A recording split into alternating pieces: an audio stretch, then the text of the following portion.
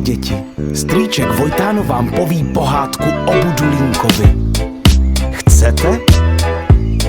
Tak poslouchejte.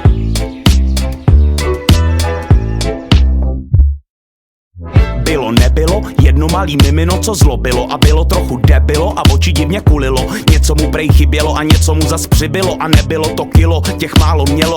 Bylo líný a říkalo, že bude, tak to rozhod fotr, budeš Budulínek, prde, Budulínej. Přísahám, slibuju vám, nehnu prdelí, nic nedodělám. Jak řek, tak udělal, flákal, živočel dál. Nikam moc nechodil, jen se válel opodál. Lhal, skrytou agresi nehrál, zvítězila jeho lenost, fotr už se bál, tak ho vzal, když spal tam, kam vítr val. Pozadu vycouval z posedu, kam neposedu dal. Malej se probral, kde to kurva jsem? Netuší, že na něj čeká galantní jelen. Dobrý den, kozy ven, já jsem galantní jelen. Projedu tě pohledem, upředu tě jako len. Jsem ten, co tě vzadu tlačí, myslí, že to jednou stačí. Dobrý den, kozy ven, já jsem galantní jelen. Projedu tě pohledem, upředu tě jako len. Jsem ten, co tě vzadu tlačí, myslí, že to jednou stačí. Tak to ne, jelene, galantní nebo ne, takhle to nebude. Budulínek diktuje, povídám, ty dostaneš. Středověk zažiješ, ty i tvoje díra pozná. A co málo která buzná, rozvírá se jako květina v prdeli osina. Zvu tě do roka a do dne jako kozina,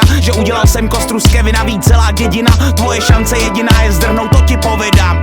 Jsem malej muž s velkou duší, schovej přede mnou svoji srnu, kámo, tato tuší. Čekuj, moje uši jsou jak satelity, co tvůj signál ruší.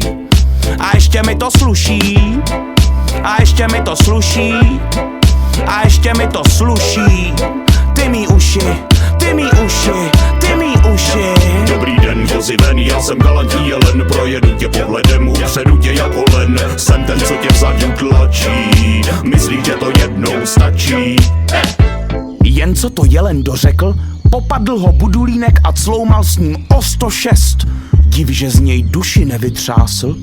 Když už se zdálo, že dříve tak líný Budulínek řádění zanechá, znovu zbrunátněl a zasypal jelena nevídanou salvou nadávek. Ty kurvo, ulevil si Budulínek naposled a odhodil jelena se vší jeho galancí stranou.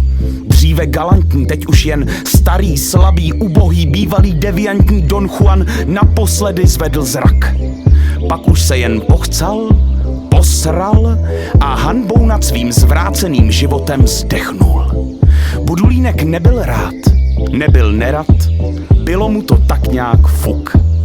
Nasral si mě, ale takhle to skončit nemuselo.